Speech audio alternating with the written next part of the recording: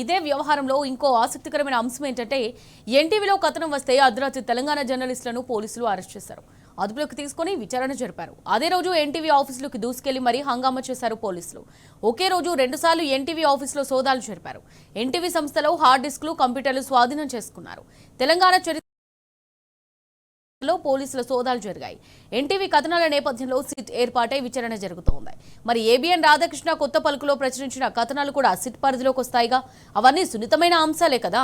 మీడియాపై, SIT పై, మహిళా IAS అధికారులపై కథనాలు వండివార్చిన ఆంధ్రజ్యోతి రాధాకృష్ణన్ కూడా సిట్ విచారిస్తుందా? అత్యంత సెన్సిటివ్ విషయాలపై కథనాలు ప్రచురించిన రాధాకృష్ణన్ కూడా అరెస్ట్ చేసి విచారిస్తారా? ఎన్టీవీ తరహాలోనే ఏబిఎన్ ఆంధ్రజ్యోతి సంస్థలో కూడా పోలీసులు సోదాలు జరుపుతారా? కొత్త పలుకులో ఒక పేజీ నిండా, తన ఛానల్లో ఒక బులెటిన్ నిండా ఇన్ని సున్నితమైన విషయాలు చెప్పిన ఏబిఎన్ రాధాకృష్ణను అసలు విచారిస్తారా, విచారించారా? ఈ ప్రశ్నలన్నీ ఇప్పుడు తెలంగాణ సమాజం నుంచి, మేధావి వర్గం నుంచి దూసుకొస్తున్నాయి.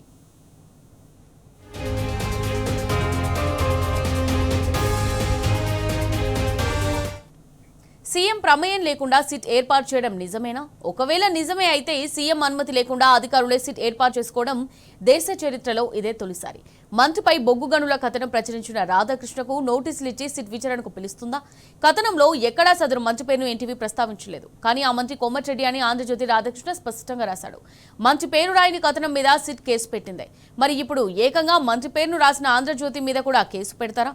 అసలు ఆధారమే లేని కథనం అంశంలో ఒక మహిళా అధికారిని ఆత్మహత్యయత్నం చేసినట్టు రాధాకృష్ణ ప్రస్తావించారనేది నిజమైతే ఆమెను అందుకు పురిగొల్పిన వారి మీద వెంటనే కేసు నమోదు చేస్తారా? అది అబద్ధమైతే ఒక ఐఏఎస్ అధికారి మీద ఇంత పెద్ద అబద్ధం ప్రచురించిన రాధాకృష్ణ మీద కేసు పెడతారా?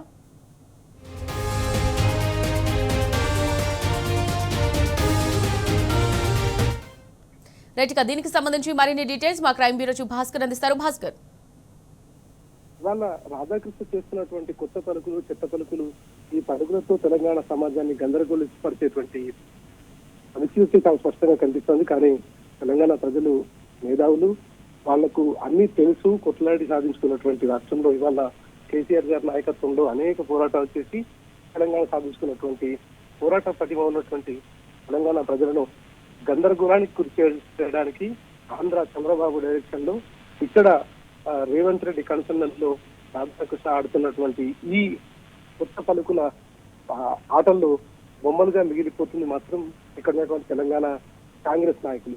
ఎందుకంటే చాలా స్పష్టంగా మనం చూసుకోవచ్చు, ఎన్టీవీకి సంబంధించినటువంటి అంశంలో వాళ్ళ గత 3 రోజులుగా ఎన్టీవీ కథనం చేస్తామంటూ సిట్ ని ఏర్పాటు చేయడం, సిట్ ఏర్పాటు తర్వాత 2-3 రోజుల్లోనే ఎన్టీవీకి వెళ్ళి అక్కడ అండ్ వాటికి సంబంధించినటువంటి హార్డ్ డిస్క్, కంప్యూటర్ తీసుకోవడం, ఆ తర్వాత ఎయిర్పోర్ట్ లో జర్నలిస్ట్ ను అరెస్ట్ చేయడం, ఇంత చూస్తుంటే ఎంత ప్రీ ప్లాన్ గా జరిగినటువంటి పరిస్థితి కనిపిస్తుంది. మరోవైపు అసలు సంబంధమే లేదని చెప్తున్నటువంటి మంత్రి పేరు చెప్పకుండా సీనియర్ కాంగ్రెస్ మంత్రి నల్గొండ జిల్లా అని చెప్పినట్టు. అయితే పేరు చెప్పకుండా కనీసం ఆ వ్యవహారాన్ని కొనసాగిస్తా ఉంటే నేరుగానున్న ఏబిఎన్ రాధాకృష్ణ ఇప్పుడు 2 రోజులుగా రాష్ట్ర ముఖ్య నేత డైరెక్షన్ లో వండి వాడుతున్నటువంటి కథకు మాత్రం చాలా ఓపెన్ గా కోమటిరెడ్డి వెంకటరెడ్డి అనేటువంటి పేరు చాలా స్పష్టంగా చెప్పినటువంటి పరిస్థితి కనిపిస్తోంది. మహిళా ఐఏఎస్ అధికారి ఆత్మహత్య చేసుకుందని చెప్తున్నారు. మరి సిట్ ఎందుకు ఏబిఎన్ చేసినటువంటి పలుకుల మీద 24 గంటలు గడుస్తున్నా ఎందుకు విచారణ చేయడం లేదు, ఎందుకు యాక్షన్ తీసుకోవడం లేదు అంటే కేవలం రేవంత్ రెడ్డి డైరెక్షన్ లో ఇదంతా జరుగుతుందా అనేటువంటి అనుమానాలు అయితే కలుగుతున్నటువంటి పరిస్థితి కనిపిస్తోంది. అనేక రకాలుగా తప్పును కప్పిపుచ్చుకోవడానికి ఇవాళ తెలంగాణ చరిత్రలో ఎన్నడూ లేనంత విధంగా మీడియా సంస్థల్లో పోలీసుల సోదాలు కావచ్చు, ఎన్టీవీ కథనాల నేపథ్యంలో విచారణకు సిట్ ఏర్పాటు కావచ్చు, ఆ తర్వాత వెనువెంటనే రాధాకృష్ణ ప్రచురించిన కథనాలను కూడా సిట్ పరిధిలోకి తీసుకుంటుందా లేదనేటువంటి అనుమానాలు అయితే తెలంగాణ ప్రజల్లో కలుగుతుంది. ఇవాళ ఎన్టీవీ చేసినటువంటి దానిపైన యాక్షన్ తీసుకొని అర్ధరాత్రి జర్నలిస్ట్ అరెస్ట్ చేసి యాంకర్ ను రాత్రిపూట ఇంట్లోకి వెళ్లి తన కుటుంబ సభ్యులతో సహా అందరినీ గందరగోళపరిచినటువంటి సిట్ అధికారులు ఇవాళ ఏబిఎన్ రాధాకృష్ణ, కోమటిరెడ్డి వెంకటరెడ్డి పేరుతో పాటు బట్టి విక్రమార్క పేరు కూడా చెప్పినటువంటి పరిస్థితి. ఇవాళ దాంట్లో ఐఏఎస్ అధికారి ఎవరైతే చెప్తా ఉన్నారో నిద్ర మాత్రాలు మింగి ఆత్మహత్యయత్నం చేసింది, ఆ తర్వాత ఆల్ ఇండియా సర్వీస్ సంబంధించినటువంటి అధికారులు అందరూ రియాక్ట్ అయ్యారని చెప్తున్నారు. ఇవాళ అనేక సందర్భాల్లో గతంలో బీఆర్ఎస్ పార్టీ సంబంధించినటువంటి మహిళా నాయకురాలు ఐఏఎస్ అధికారులను ఇంటికి పిలిపించుకొని అక్కడ ఫైళ్లు అవన్నీ చెక్ చేస్తున్నారు అన్నటువంటి అంశం పైన గతంలో బీఆర్ఎస్ మహిళా విభాగం సంబంధించినటువంటి అధికారులు నాయకులు అందరూ కలిసి ఇటు ఉమెన్ వింగ్ లో కంప్లైంట్ ఇచ్చినటువంటి పరిస్థితి. కానీ దానిపైన ఇప్పటికీ ఎట్లాంటి చర్చ జరగలేదు. మరోవైపు ఇవాళ నేరుగా మహిళల పట్ల అసభ్యకరంగా అభ్యంతరకరంగా వ్యవహరిస్తున్నటువంటి తీరును ఆయన చెప్పకనే చెప్పుకొచ్చినటువంటి రాధాకృష్ణ ఆయన తొలి పలుకు ద్వారా దేశానికి సందేశం ఇచ్చే మహాత్మా గాంధీ లాగా ఆయన చేసినటువంటి అంశాల పట్ల ఎంతమంది మనోభావాలు దెబ్బతినుంటాయి. ఒక నేరుగా రాష్ట్ర కేబినెట్ లో మంత్రి పైన, నేరుగా రాష్ట్ర ఉప ముఖ్యమంత్రి పైన, సరే మీడియా ఛానల్ సంబంధించినటువంటి వ్యక్తి పైన చేశాడంటే ఆయనకు సమలక్ష్యం వచ్చు. దట్టు ఐఏఎస్ అధికారి ఆమె ఆత్మహత్యయత్నం చేసుకుంది, నిద్ర మాత్రం మింగిందని వీళ్ళకు మాత్రమే తెలిసినటువంటి సమాచారాన్ని ఆయన వార్తా రూపంలో తొలి పలుకు ద్వారా చిత్త పలుకును బయటకు పంపించినటువంటి పరిస్థితి. ఇది నిజంగా ఒకవేళ ఐఏఎస్ అధికారి నిజం ఆ నిద్ర మాత్రాలు మింగి ఆత్మహత్యయత్నం చేసుకున్న వాస్తవం అయితే, అది రాధాకృష్ణకు మాత్రమే తెలిసిన వాస్తవం అయితే, దానిపైన ఎందుకు సిట్ అధికారులు ఒక సిట్టు వేసి దాన్ని ఎందుకు చెక్ చేయడం లేదు? మరోవైపు ఒకవేళ అది అబద్ధం అయితే రాధాకృష్ణ పైన ఎందుకు సిట్టు వేసి ఆ కార్యాలయంలో ఎందుకు సోదాలు కొనసాగించడం లేదు? ఈ రెండు పక్కన పెడితే నేరుగా బొగ్గు స్కామ్ కు సంబంధించి బట్టి విక్రమార్కతో పాటు కుమ్మటిరెడ్డి వెంకటరెడ్డి పేరును పదే తన తొలి పలుకులో ఆయన ప్రస్తావించాడు. ఇవాళ రాష్ట్రంలో మంత్రివర్గము ప్రభుత్వం నడుస్తున్నట్లేదు, సర్కస్ నడుస్తున్నట్టు గతంలో టీఆర్ఎస్ వర్కింగ్ ప్రెసిడెంట్ కేటీఆర్ తో పాటు మాజీ మంత్రి హరీష్ రావు కూడా అనేక సందర్భాల్లో చెప్పారు. ప్రతిపక్ష నేతలుగా వాళ్ళు విమర్శించడం సహజం. మరి ఇవాళ జరుగుతున్నటువంటి పరిస్థితి ఏంది? ఇవాళ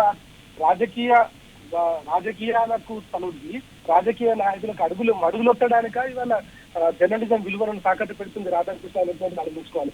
ఇవాళ మొదటి నుంచి తెలంగాణ మీద అనేక రకాలుగా కుట్రలు చేస్తూ తెలంగాణ ప్రజలు డెవలప్ కావద్దు, తెలంగాణ ప్రజలు అక్షరాస్యతకు దూరంగా ఉండాలి, తెలంగాణ ప్రజలకు సాంప్రదాయం లేదు, పద్ధతి తెలియదు, అన్నం అంటే కూడా తెలియనటువంటి అనేక రకాల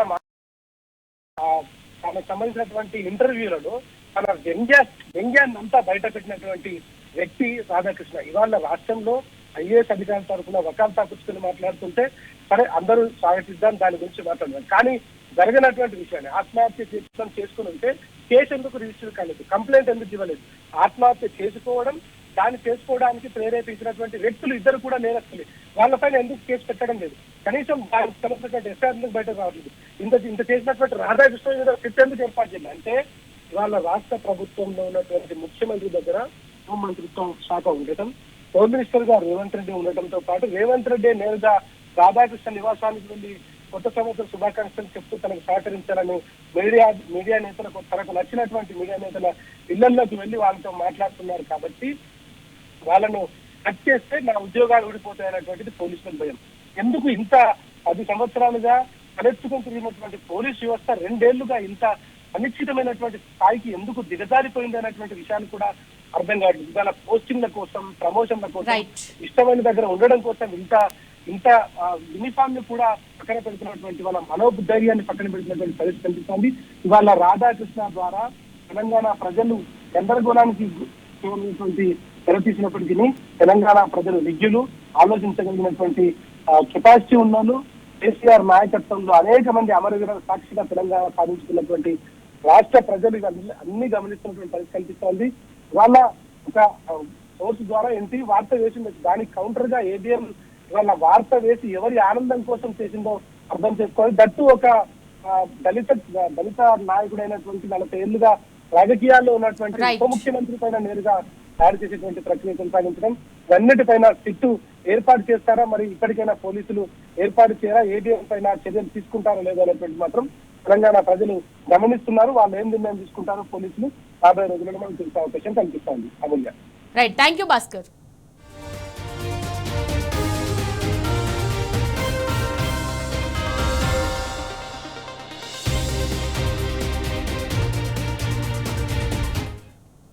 ఇక ఇదే వ్యవహారంలో ఇంకో ఆసక్తికరమైన విషయం ఏంటంటే, ఎన్టీవీలో కథనం వస్తే అర్ధరాత్రి తెలంగాణ జర్నలిస్టులను పోలీసులు అరెస్ట్ చేశారు. అదుపులోకి తీసుకుని విచారణ జరిపారు. అదే రోజు ఎన్టీవీ ఆఫీసులోకి దూసుకెళ్లి మరీ హంగామా చేశారు పోలీసులు. ఒకే రోజు 2 సార్లు ఎన్టీవీ ఆఫీసులో సోదాలు జరిపారు. ఎన్టీవీ సంస్థలో హార్డ్ డిస్కులు, కంప్యూటర్లు స్వాధీనం చేసుకున్నారు. తెలంగాణ చరిత్రలో ఎన్నడూ లేనంతగా మీడియా సంస్థల్లో పోలీసుల సోదాలు జరిగాయి. ఎన్టీవీ కథనాల నేపథ్యంలో సిట్ ఏర్పాటై విచారణ జరుగుతుంది. మరి ఏబిఎన్ రాధాకృష్ణ కొత్త పలుకులో ప్రచురించిన కథనాలు కూడా సిట్ పరిధిలోకి వస్తాయిగా. అవన్నీ సున్నితమైన అంశాలే కదా. మీడియాపై, సిట్పై, మహిళా ఐఏఎస్ అధికారులపై కథనాలు వండివార్చిన ఆంధ్రజ్యోతి రాధాకృష్ణను కూడా సిట్ విచారిస్తుందా? అత్యంత సెన్సిటివ్ విషయాలపై కథనాలు ప్రచురించిన రాధాకృష్ణను కూడా అరెస్ట్ చేసి విచారిస్తారా? ఎన్టీవీ తరహాలోనే ఏబిఎన్ ఆంధ్రజ్యోతి సంస్థల్లో కూడా కొత్త పలుకులో ఒక పేజీ నిండా, తన ఛానల్లో ఒక బులెటిన్ నిండా ఇన్ని సున్నితమైన విషయాలు చెప్పిన ఏబిఎన్ రాధాకృష్ణను అసలు విచారిస్తారా, విచారించారా? ఈ ప్రశ్నలన్నీ ఇప్పుడు తెలంగాణ సమాజం నుంచి, మేధావి వర్గం నుంచి దూసుకొస్తున్నాయి. సీఎం ప్రమేయం లేకుండా సిట్ ఏర్పాటు చేయడం నిజమేనా? ఒకవేళ నిజమే అయితే సీఎం అనుమతి లేకుండా అధికారుల సిట్ ఏర్పాటు చేసుకోవడం దేశ చరిత్రలో ఇదే తొలిసారి. మంత్రిపై బొగ్గు గనుల కథనం ప్రచురించిన రాధాకృష్ణకు నోటీసులు ఇచ్చి సిట్ విచారణకు పిలుస్తుందా? కథనంలో ఎక్కడా సదరు మంత్రి పేరును ఎన్టీవీ ప్రస్తావించలేదు. కానీ ఆ మంత్రి కోమటిరెడ్డి అని ఆంధ్రజ్యోతి రాధాకృష్ణ స్పష్టంగా రాశాడు. మంత్రి పేరు రాయని కథనం మీద సిట్ కేసు పెట్టింది. మరి ఇప్పుడు ఏకంగా మంత్రి పేరును రాసిన ఆంధ్రజ్యోతి మీద కూడా కేసు పెడతారా? అసలు ఆధారమే లేని కథనం అంశంలో ఒక మహిళా అధికారిని ఆత్మహత్యాయత్నం చేసినట్టు రాధాకృష్ణ ప్రస్తావించారు. అది నిజమైతే ఆమెను అందుకు పురిగొల్పిన వారి మీద వెంటనే కేసు నమోదు చేస్తారా? అది అబద్ధమైతే ఒక ఐఏఎస్ అధికారి మీద ఇంత పెద్ద అబద్ధం ప్రచురించిన రాధాకృష్ణ మీద కేసు పెడతారా?